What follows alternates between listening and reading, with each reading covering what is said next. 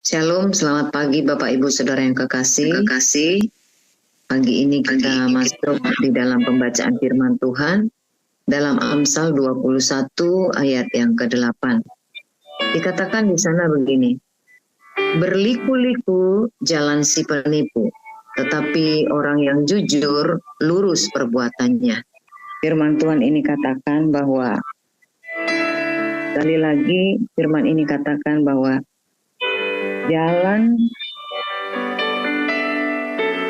berliku-liku jalan si penipu, tetapi orang jujur lurus perbuatannya. Jalan orang yang bersalah itu licik, tetapi kelakuan orang yang tidak bersalah adalah lurus. Saudara, ini adalah sebuah pilihan hidup seseorang ya, tentang jalan hidup yang harus dia tempuh. Supaya lewat hikmat Salomo, kita juga dapat memahami. Kita memilih jalan orang bersalah atau penipu, maka perilaku kita akan selalu berliku-liku dan licik. Tetapi orang yang jujur akan lurus jalannya. Orang benar bukan berarti tidak pernah gagal dan jatuh, tapi ia tidak mencoba meyakinkan orang lain dengan cara memiliki banyak alasan-alasan yang berliku-liku untuk menutupi kesalahannya atau mengurangi rasa bersalah dalam dirinya dengan cara berbohong. Jadi, saudara, kejujuran itu bukan sekedar tindakan moralitas, tapi kejujuran adalah sebuah identitas kita sebagai orang percaya. Kejujuran itu harus dimulai, saudara, dari hati yang tulus. Hati nurani kita sebenarnya dapat membaca ketulusan hati seseorang. Jadi hati nurani kita itu memiliki sensitivitas dan dapat membaca apakah orang ini tulus atau tidak, saudaraku. Jalannya lurus dan tidak memiliki agenda tersembunyi di balik kebaikan-kebaikan yang dia tunjukkan. Jadi saudara, kejujuran itu dimulai dari sikap hati yang tulus. Pertama-tama yang kita tunjukkan kepada Tuhan di tempat yang tersembunyi. Kejujuran itu bukan cuma tekad untuk berbuat jujur, tetapi kejujuran itu harus dimulai dari sikap hati kita yang tulus. Pertama-tama yang kita tunjukkan kepada Tuhan. Karena Tuhan ada di tempat yang tersembunyi dan saudara, tidak ada seorang pun yang dapat menilainya, kecuali diri kita sendiri dengan Tuhan. Jadi ketika kita berlaku tulus kepada Tuhan, itu tidak ada pembelaan diri, tidak ada kesombongan untuk mempertahankan diri. Yang ada hanya kejujuran mengakui kegagalan dan kebodohan kita. Di sanalah kejujuran kita itu dilatih. Pengakuan-pengakuan terus-menerus dengan tulus kepada Tuhan, itu akan membentuk sikap jujur pada karakter kita. Contohnya ketika saya membual tentang keberhasilan atau mengumbang tentang keberhasilan saya. Atau ketika kita memandang remeh pendapat orang lain. Atau mungkin ketika keinginan ingin membuktikan diri. Atau ketika membesar-besarkan kesaksian hidup kita dengan sedikit berbohong. Saudara, kita perlu belajar untuk melakukan pengakuan terus-menerus dengan tulus kepada Tuhan. Dari sanalah sebetulnya, saudaraku, sikap jujur kita itu dibentuk. Jadi bukan cuma bicara kepada orang lain, tetapi ini adalah sebuah sikap hati yang kita tunjukkan kepada Tuhan pertama-tama. Saudara, ada pengakuan-pengakuan secara terus-menerus dengan tulus kepada Tuhan. Jadi kita lebih aware, kita lebih menyadari, wah saya tadi itu sudah bicara terlalu banyak, ingin menyombongkan diri. Saudara, kita perlu pengakuan kepada Tuhan bahwa saat itu, saudaraku, kita tidak sedang, saudaraku, memiliki hati yang tulus. Nah, Kisah Rasul 24 ayat 16 dikatakan, Sebab itu aku senantiasa berusaha untuk hidup dengan hati nurani yang murni di hadapan Allah dan di hadapan manusia. Jadi saudaraku, hati nurani kita itu menjadi sinyal bagi kita, saudaraku. Kita bisa memahami, saudara sebagai umat Tuhan ada hati nurani yang terus-menerus kita asah, saudaraku, dan tidak menjadi tumpul. Dialah yang menjadi sinyal bagi kita, saudara. Nah, Raja Daud itu memiliki hati yang tulus ketika ia bersalah, lalu ia dengan jujur mengakuinya. Mari kita baca sebentar di dalam 2 Samuel 12 ayat 1 sampai 7 dan ayat 9 lalu ayat 13. 2 Samuel 12 ayat 1 sampai 7, ayat 9 dan ayat 13 dikatakan demikian. Tuhan mengutus Natan kepada Daud. Ia datang kepada Daud dan berkata kepadanya, ada 2 orang dalam suatu kota, yang seorang kaya dan yang lain miskin. Si kaya mempunyai sangat banyak kambing domba dan lembu sapi. Si miskin tidak mempunyai apa-apa selain dari seekor anak domba betina yang kecil, yang dibeli dan dipeliharanya. Anak domba itu menjadi besar padanya bersama-sama dengan anak-anaknya. Makan dari suapnya, minum dari pialanya, dan tidur di pangkuannya seperti seorang anak perempuan baginya.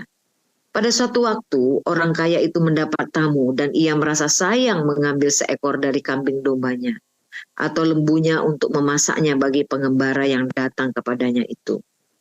Jadi ia mengambil anak domba betina kepunyaan si miskin itu dan memasaknya bagi orang yang datang kepadanya itu. Lalu Daud menjadi sangat marah karena orang itu dan ia berkata kepada Natan, demi Tuhan yang hidup, orang yang melakukan itu harus dihukum mati. Dan anak domba betina itu harus dibayar gantinya 4 kali lipat. Karena ia telah melakukan hal itu dan oleh karena ia tidak kenal belas kasihan. Kemudian berkatalah Natan kepada Daud, engkaulah orang itu. Beginilah firman Tuhan Allah Israel. Akulah yang mengurapi engkau menjadi raja atas Israel. Akulah yang melepaskan engkau dari tangan Saul. Ayat 9. Mengapa engkau menghina Tuhan dengan melakukan apa yang jahat di matanya? Uria orang Het itu kau biarkan tewas dengan pedang. Istrinya kau ambil menjadi istrimu. Dan dia sendiri telah kau biarkan dibunuh oleh pedang Bani Amon. Lalu berkatalah Daud kepada Natan, aku sudah berdosa kepada Tuhan. Dan Natan berkata kepada Daud, Tuhan telah menjauhkan dosamu itu. Engkau tidak akan mati. Mengapa Tuhan mengirim Nabi Natan untuk mengingatkan Daud akan dosanya? Apakah Daud tidak menyadari bahwa tindakannya itu licik dan adalah suatu dosa yang keji, saudara? Kenapa Tuhan harus mengirim Nabi Natan? Dan Nabi Natan harus memberi perumpamaan untuk menegur Daud dan menegurnya dengan keras. Baru Daud menyadarinya. Saudara, saya merenungkan ayat firman Tuhan ini, saudara. Daud yang memiliki hubungan yang intim dengan Tuhan. Tapi kenapa Tuhan harus mengutus Natan dan memberikan peringatan keras kepada Daud lewat perumpamaan? Saudara, kenapa? Apakah Daud tidak menyadarinya? Saudara, Daud telah memiliki niat jahat di hatinya untuk merebut Betseba dari Uria suaminya. Ia merancang sebuah strategi perang yang keji. Daud adalah ahli dalam strategi perang. Dan dengan bahasa yang masuk akal dan alasan strategi perang, ia bisa membuat sebuah situasi di mana Uria terjebak dalam kepungan musuh. Saya percaya bahwa Daud dengan cara yang halus membuat tindakan jebakan tersebut. Sehingga semua tentara-tentaranya yang lain itu sibuk meladeni musuh-musuh lainnya. Dan Uria tinggal berperang sendirian. Tidak ada perlindungan dari pasukan perang lainnya. Lalu ia mati sebagai pahlawan. Saudara, bisa saja pasukan tentara Israel yang lainnya itu tidak menyadari strategi jahat ini, saudaraku. Bagi mereka ini adalah keputusan dan strategi perang dari raja. mereka sepakat dengan rencana tersebut. Kadangkala, saudara, ketika kita memiliki motif jahat karena sakit hati, marah, iri, dan lainnya, lalu kita ingin membalas, tapi dengan cara trik-trik yang halus, lalu mulai mempengaruhi orang lain yang dekat dengan kita untuk mendukung rencana jahat kita. Saudara, mungkin orang-orang lain di dekat kita itu, yang dekat dengan hidup kita, itu tidak menyadari bahwa kita memiliki sebuah motif yang jahat.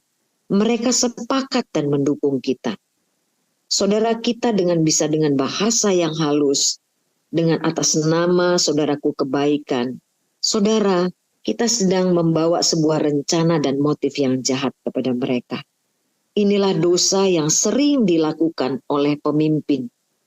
Ketika suatu rencana tersebut telah disepakati oleh banyak orang atas nama kebaikan, kita berpikir bahwa ini adalah demi kebaikan. Kita juga bisa lupa dengan motivasi tersembunyi di hati kita. Kita bisa menganggapnya ini sebuah kebenaran. Itulah yang dilakukan oleh Daud, saudaraku. Ketika saudaraku dia mulai merancangkan sebuah strategi peperangan untuk sebuah kebaikan, saudaraku. Tapi sebetulnya dia sedang menggunakan orang lain, tangan orang lain, untuk melancarkan motif di balik niat jahatnya mengambil Batseba. Saudara, tetapi Tuhan mengetahui, saudaraku, apa yang ada di balik hati kita. Saudara, ketika Tuhan mengetahuinya, saudara, apakah reaksi Daud? Ketika motif jahatnya itu diketahui, dan Tuhan melalui Nabi Nathan menegur Daud. Nah, saudara, apa reaksi Daud, saudaraku? Ingat ya, saudaraku, bahwa Daud pada saat itu adalah seorang raja yang dianggap itu setengah Tuhan atau setengah dewa. Ia bisa memenangkan banyak peperangan dan dia berkuasa di dalam kemegahannya, saudaraku.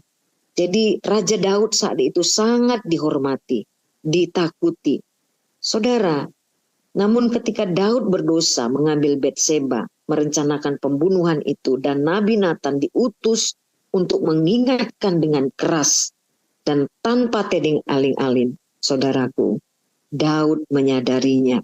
Dan dia pada saat itu, saudaraku, menyesalinya. Saudara, Nathan bisa aja kehilangan nyawanya pada saat itu. Karena, saudaraku, hanya Daud dan Nathan berdua, saudaraku.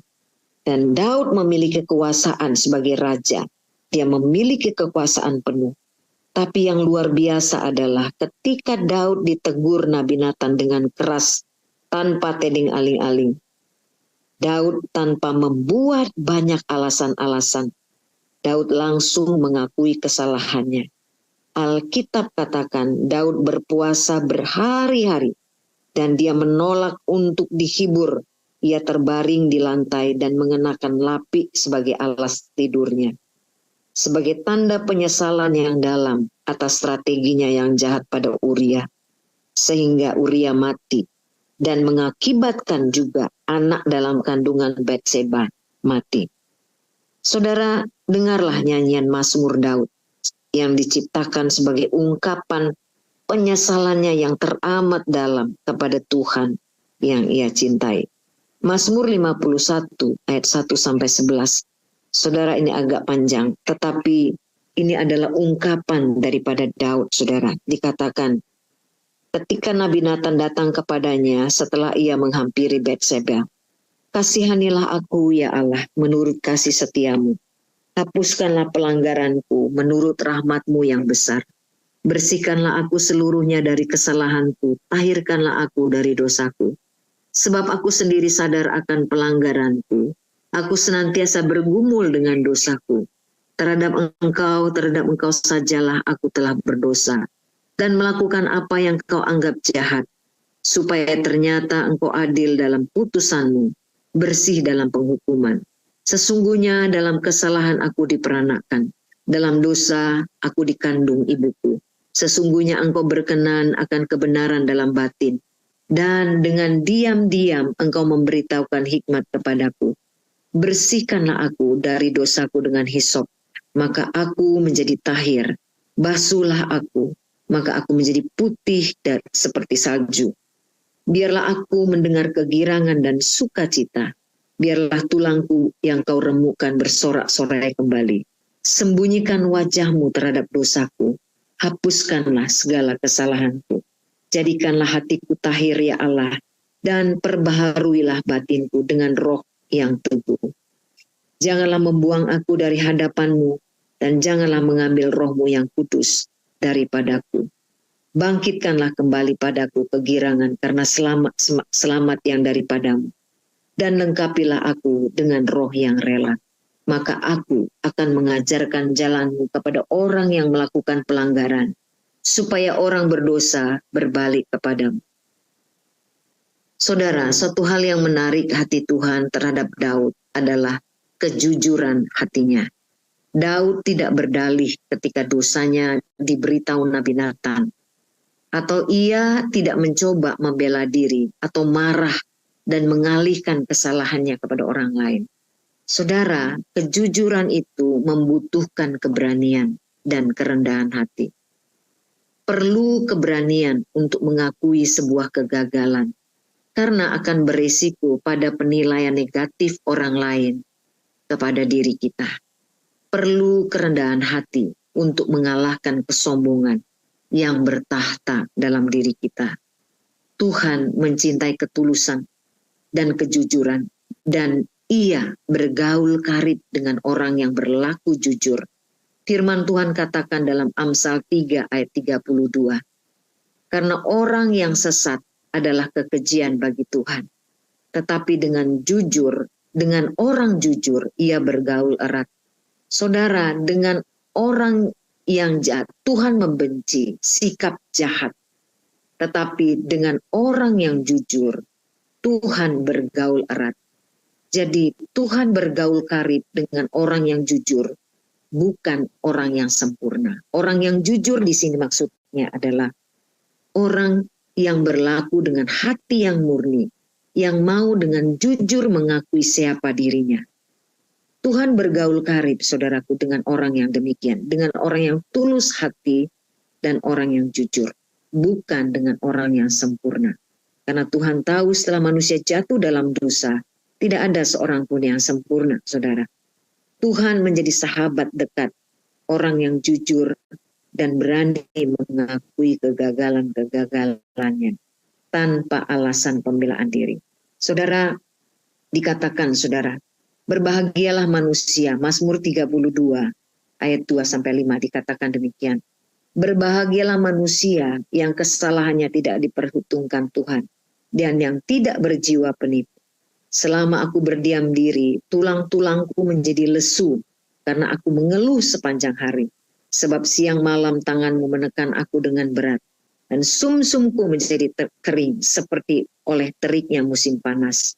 Dosaku kuberitahukan kepadamu. Kesalahanku tidaklah kusembunyikan. Aku berkata, aku akan mengaku kepada Tuhan pelanggaran-pelanggaranku. Dan engkau mengampuni kesalahan karena dosaku.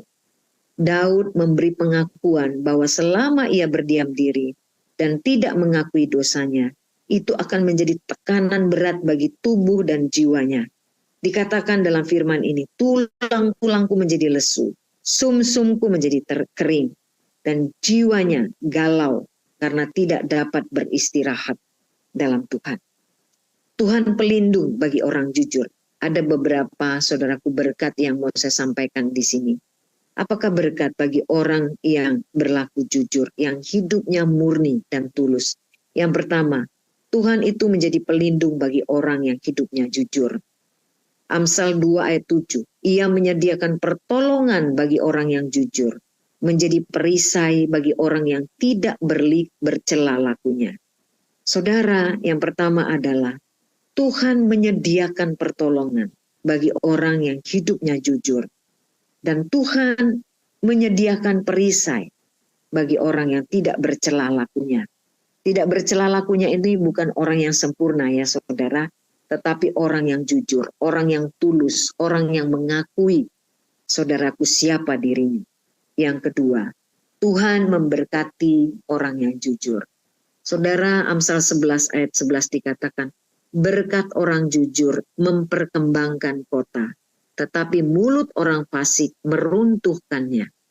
Saudara, berkat orang jujur dikatakan, dia memperkembangkan kota.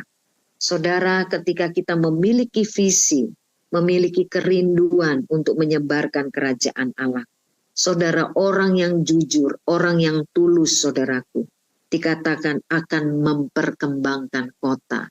Saudaraku, kota akan diberkati dengan orang-orang yang hidupnya jujur, mempertahankan hati nuraninya bersih. Saudaraku, mengakui siapa dirinya, keberhasilan atau kegagalan-kegagalannya. Selanjutnya, Tuhan mendengarkan doa orang yang jujur. Saudara, Amsal 15 ayat ke-8 dikatakan, korban orang fasik adalah kekejian bagi Tuhan, tapi orang jujur dikenannya. Doa orang jujur dikenannya. Saudara, firman ini katakan bahwa Tuhan itu mendengar doa orang yang jujur. Saudara, begitu banyaknya berkat-berkat yang Tuhan sediakan bagi orang yang hidup jujur, mempertahankan, saudaraku, hati nuraninya yang tulus di hadapan Tuhan.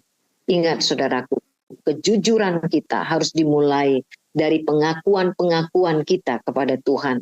Ini bukan hanya pada waktu saat doa, bukan hanya pada waktu saat teduh kita, atau waktu-waktu tertentu. Tetapi itu harus setiap waktu. Setiap kali kita menyadari, saudaraku, bahwa kita sudah sombong, kita menyadari bahwa kita sedang berbohong hal-hal yang kecil untuk meninggikan diri kita.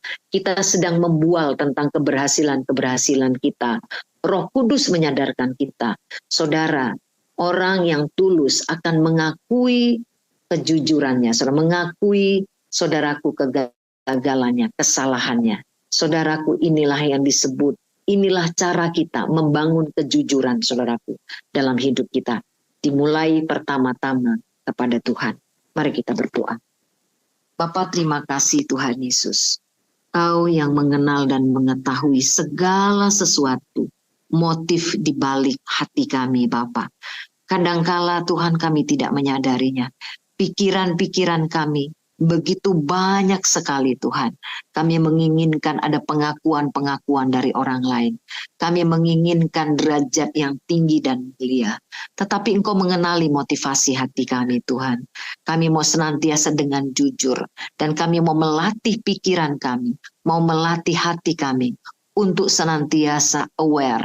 Untuk senantiasa, Tuhan Yesus, menyadari hal-hal yang bertentangan dengan firman Tuhan.